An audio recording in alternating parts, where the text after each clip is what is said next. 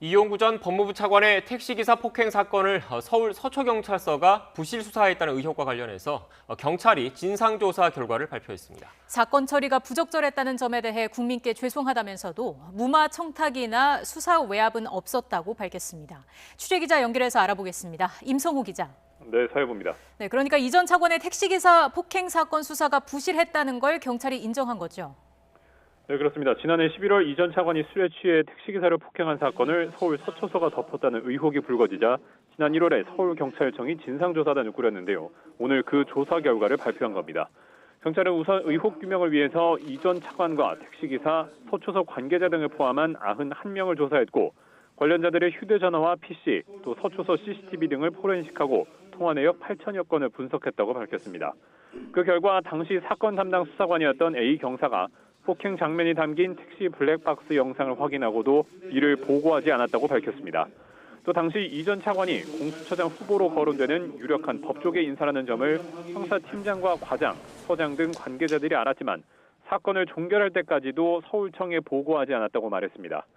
이들은 이후 진행된 진상 파악 과정에서도 이 전 차관을 평범한 변호사인 줄 알았다고 거짓말한 것으로 드러났습니다.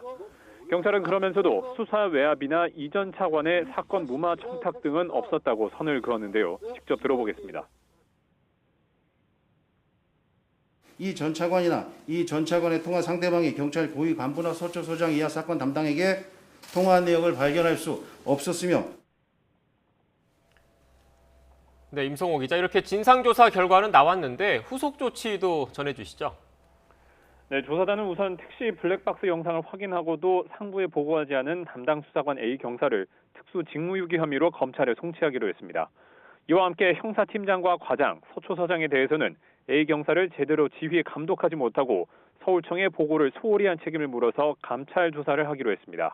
다만 형사팀장과 과장에게 직무유기 혐의가 있는지는 확실치 않아서 외부 전문가들이 참여하는 경찰 수사심의위 판단을 받아보기로 했습니다.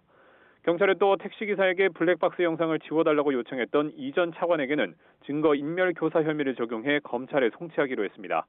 또 택시기사도 증거인멸 혐의로 송치하기는 하지만 이 전 차관의 요청에 따랐던 것이고 폭행 피해자라는 점을 고려해달라는 의견을 첨부하기로 했습니다.